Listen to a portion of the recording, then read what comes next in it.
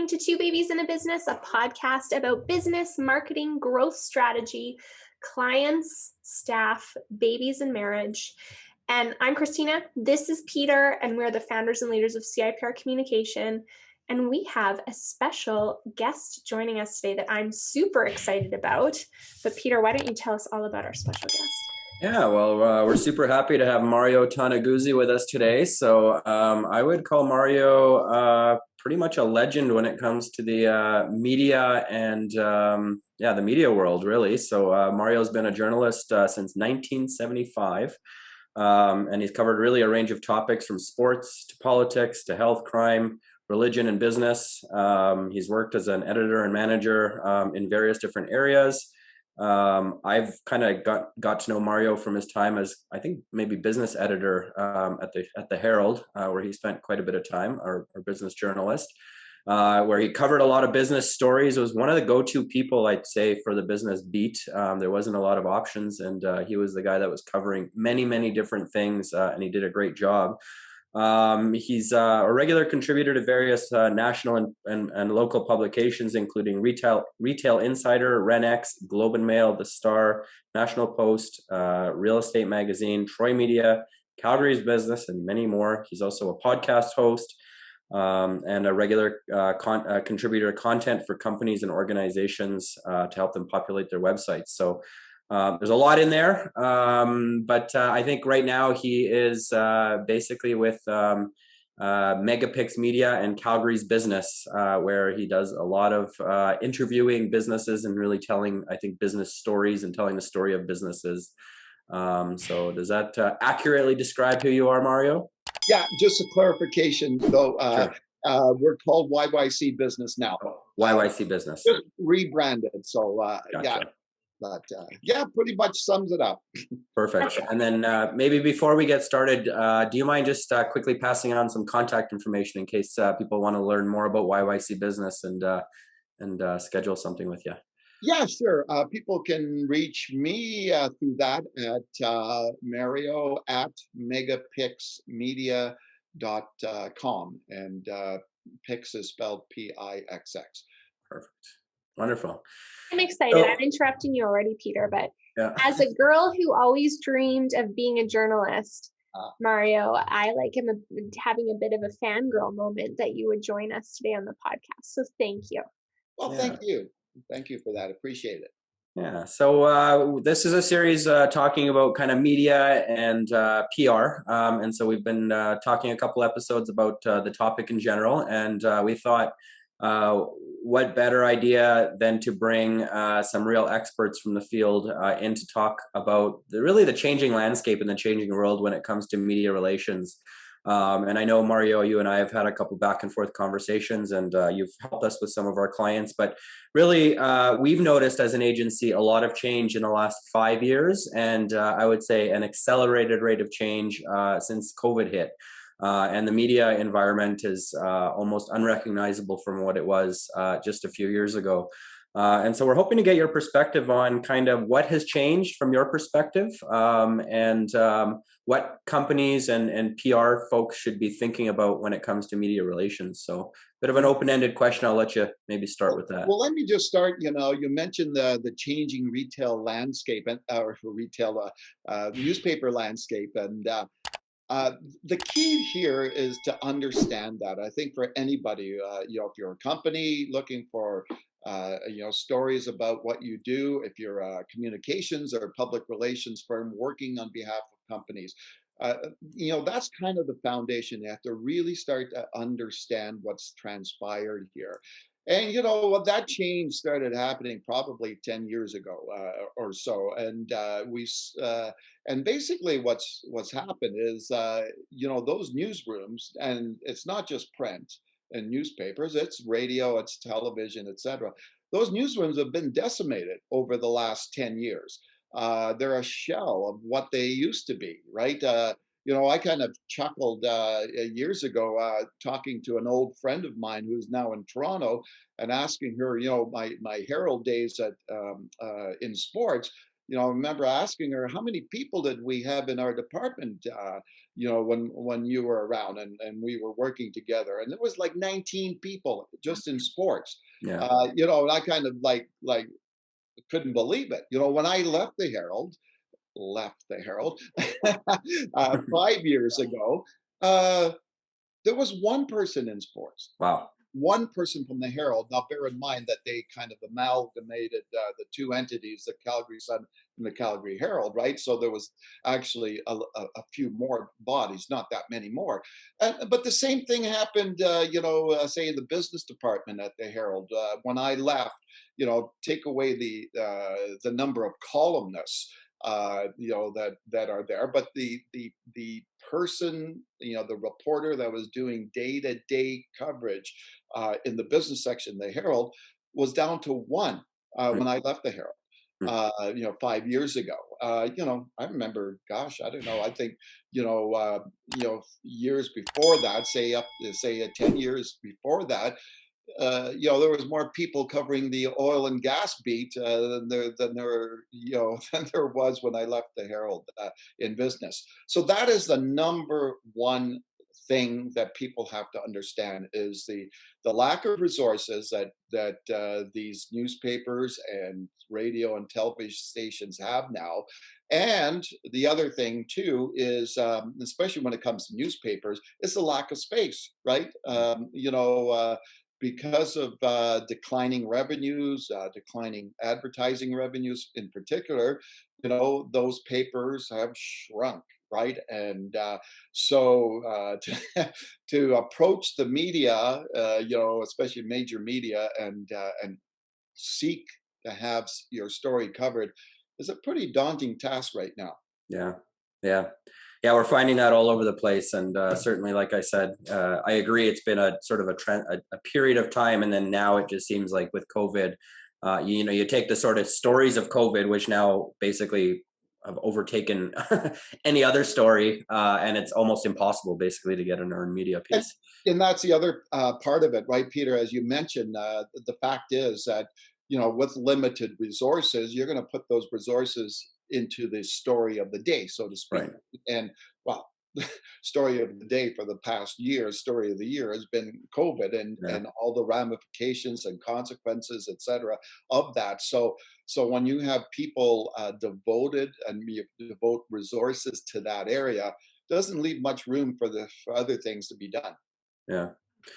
So we've been talking a lot as an agency about, okay, well, the world has changed. The world continues to change. And so how do we as an agency serve our clients best in this new environment? And we're sort of taking now, and this is a big shift for us, a paid media first approach. So really what we're doing is we're saying to our clients, look, those days of sort of pitching journalists and getting your story covered are almost gone. I mean, there are circumstances where you have the right story, like you said, the story of the day, it fits from a narrative perspective, where maybe there's some hope of getting some earned media, but really those are tough stories. So when it comes to paid media first, do you have any recommendations on how businesses should approach different media channels such as Well, yours?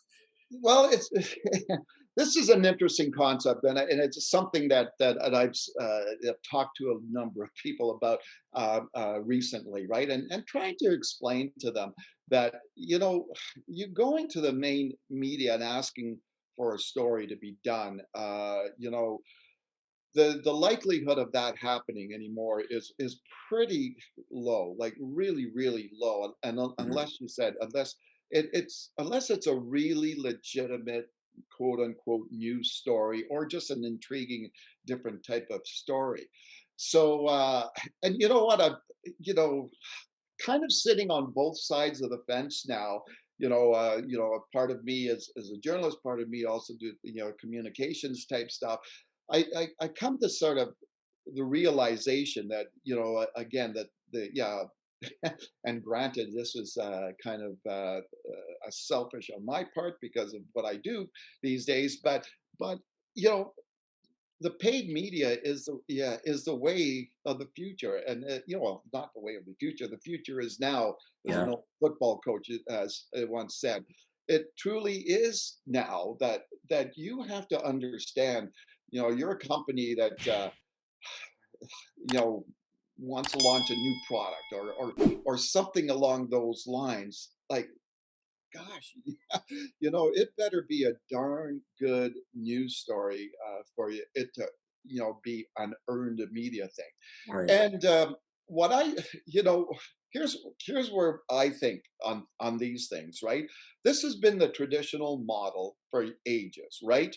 You know, and no offense, but companies like yourself come to the media and say, "Hey, I've got Mario's Sausage Company launching a new brand, right? It's sausages infused with grappa or whatever, right? As a totally Sounds different good. concept, right? Okay, okay. So you're looking for me to write a story. Well, in this chain of in this whole chain, who benefits out of this, Yeah. right? Like from a financial point of view, Hmm. the company, obviously, if the media does a story for free, quote unquote free, the company benefits, right? Because they get exposure in the story. The communications or public relations company benefit because they prove to their client, hey, we've got your story out there. What does the media get out of this? Right. Nothing, Yeah. right? And that's been happening for years. Yeah. And when I start thinking about that, I'm thinking, well, maybe that's why your advertising revenue has declined so much over the years. Yeah. You Interesting. know, example, WestJet announces recently that they're opening flights to X number of places. Well, why is the media reporting on that? Yeah. Why isn't WestJet, just as an example, Yeah. paying for that? And to say, but they're getting the free advertising, right? Right. And I think so. Two elements here are taking place. Number one is the fact that the resources are no longer there to do a lot of this stuff, and then number two is the fact that I think there's a growing, I guess, a growing philosophy or a growing thought out there by the media of, hey, why are we doing this for free? Yeah. Yeah. Yeah. No, it makes a lot of sense. It makes a lot of sense. And, and the world is also getting more complicated from I guess from everybody's perspective too, because now you have different channels. So you have channels such as yours. You have, obviously, Post Media, as an example, has some paid media opportunities. Now you have bloggers. Now you have vloggers. Now you have podcast. You have all these different. It's sort of getting quite busy from that perspective in terms of the different types of media you can go out and reach out to. Yeah, and bear in mind too, Peter. I remember a few years back, like even what my days at the Herald, Post Media had started doing a lot of that stuff. But even beyond that, like you go back in time, the Herald used to produce a lot of quote unquote special sections, Mm. right, where I don't know, say cosmetic surgery. There would be a special section, and all these stories would go into that section. But it was, the section was available and possible because they got all these people to advertise in there. Hmm. So from that evolved the idea of, okay, well, let's go to specific company, Mario Sausage Company, who are celebrating their 40th year in business and saying, hey, you know what, for X amount of dollars, we can write a story and publish it in the paper for you, Right. and and I found it always interesting because that has so many different names, right? It's partner content, it's Right. sponsor content, it's Yeah. paid content, advertorial. It's one of the ones I found was really bizarre. I remember, I won't mention who, but I remember one media outlet when I was done my days at the Herald, asked me if I would be interested in doing native advertising. Hmm. I had no idea what the hell that meant. Right? So there's so many terms for it, but basically is, you know what? You're a company, you're a business, you pay to get yourself published somewhere. Yeah, you got to pay to play. I mean, I think the world is just such that no matter what, and it's getting more and more expensive to get media exposure or any type of exposure. Advertising is getting more expensive of all forms. So I think companies need to really think about if they want to get eyeballs on their stories or on what they're doing. I mean, there's really, you need to have a budget to be able to do that. Question for you regarding just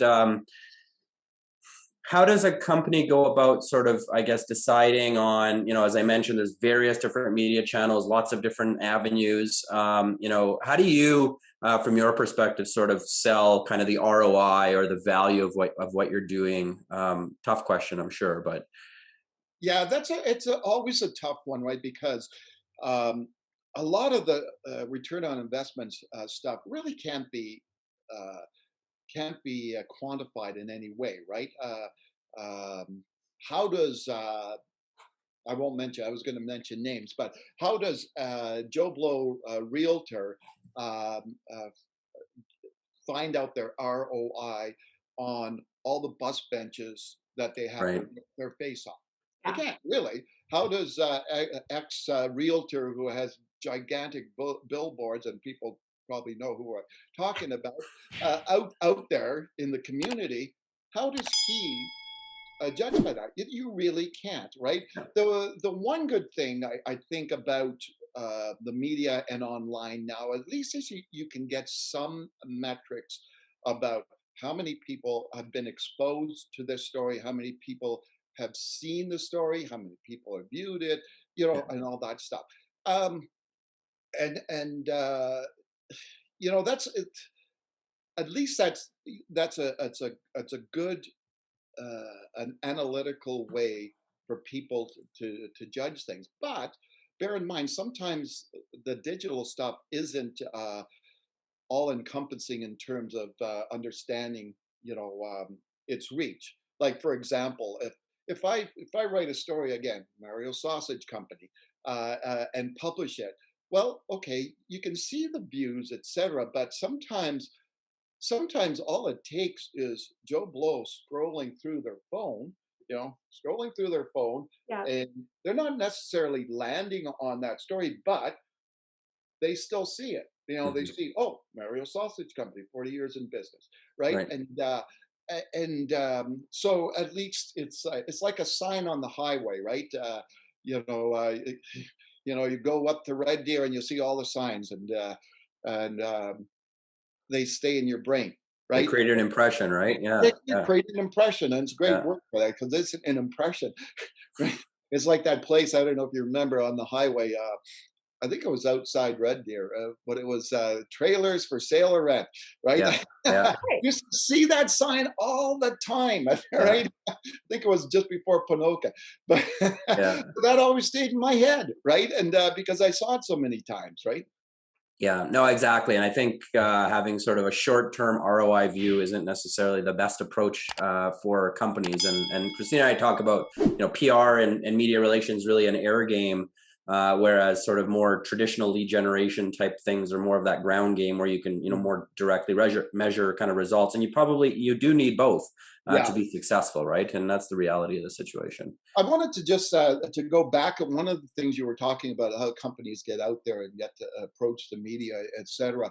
I remember years and years ago when I one of my stints at the Herald was as an assistant city editor, and basically I was the assignment editor. So just to get all these pitches coming in, by emails or phone calls from different companies, organizations to do stories. And one morning, I had a breakfast meeting with a bunch of different organizations. And that was the question they asked: how do you decide what is a story? And the, what I mentioned to them is sometimes you have to take yourself away from the situation. Say you're a company uh, that's sending out a press release, or your communications company working on behalf of a company. Okay, so take yourself away personally from that, and think about yourself as the average Joe on the street or Josephine on the street. Would you be interested? Like, would you read that story? Like, Yeah. would you, watch that story if it was on TV, or hear it on radio? So, yeah, great that your company gave $50,000 to some, you know, uh, charity or whatever. But really, who else cares? Yeah. except for you and your company, right? And that, you know what, in many ways, that's what the thinking is from a journalist standpoint is, Mm. you know, I'm looking for stories that impact and interest Right. lots of people, and not Right. just the people who have a vested interest in it, right? Yeah. Yeah. No, that's a really, I really like the way you kind of described that in a good, harsh reality, but reality. And the reality is like, you know, you're right. It's like we often get so sort of focused on what we're doing and we think it's the most important thing in the world, and it's important to us and maybe to the people we're, like you said, giving money in a charity or situation to, but it's not necessarily important to the rest of the world. And it's a harsh but true reality, right? Yeah, it is, unfortunately. Well, not unfortunately, but it's just a reality. Is what it is, right? Yeah, yeah, Yeah, for sure. exactly. Nice. Cool. Well, we could probably sit here and talk for hours, but we unfortunately do have limits on our time. So that is the end of our time today. But we really thank you, Mario, for taking the time to walk through some of this with us. We're going to be kind of exploring this from a number of different angles and having a number of different guests. So we really, really appreciate your insights here and your input. And maybe just before you go, or at the very end, if you want to just leave your contact information one more time, that'd be great. Okay, I will. Could I just add one thing? You sure can. One quick thing, and I know we're in our discussions before, Peter, we talked about things about quote pet peeves or something like that. Oh yes, yeah. I will add one thing about news releases, press releases, whatever you want to call them these days, and people, companies approaching media. Number one, absolute number one pet peeve is you put out a press release, you better have the people that are associated with that press release Yes. available that day, or else Yes. don't put the press release out for Thank you. you know, oh my gosh, you would not believe how many times I've seen that. And it's just frustrating and it's infuriating from a media standpoint when they see that, journalists see that. That's number one. Second thing is on those press releases, and I'm actually quite amazed at how often I see this, is to have images available and not be scrambling afterwards to find an image. You know, your CEO is quoted in the press release and he's going to be interviewed. Have a have the image of the CEO Yeah. with the press release, Right. or at least have it available if I call up and say, hey, I want to talk to you know Franco whatever Mario Sausage. Can I have his photo? Oh, geez, we don't have one. Or Right. gosh, we got to find one or whatever. No, have that ready, right? Yeah.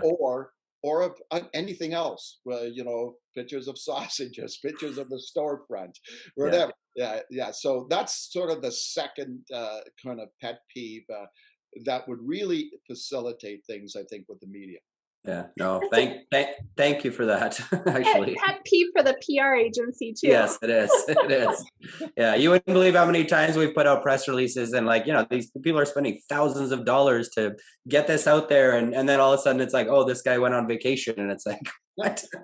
Yeah, and it's like, oh, yeah, you can talk to, no offense, you can talk to our marketing guy or something. Right. No. If Not what I want. you're quoting the CEO or president or whatever, you better give me the CEO or the president, right? Exactly. Or at least somebody up at that near that level, right? Yeah. That's Yeah. right. Yeah. Fabulous. That's those are great. Thank you for mentioning those, because those are definitely some great tips and some good actionables for some of our PR folks that are listening to this. So thanks again, Mario. Maybe we'll just let you sign off once again, just with your contact information in case people want to get a hold of you. I can be reached at mario@megapixmedia.com, and Pix is with 2 X's. Wonderful. Well, thank you again, Mario. And tune in the next couple days, everyone. Remember to follow us on iTunes and Spreaker and Spotify to hear our next edition of PR in 2021.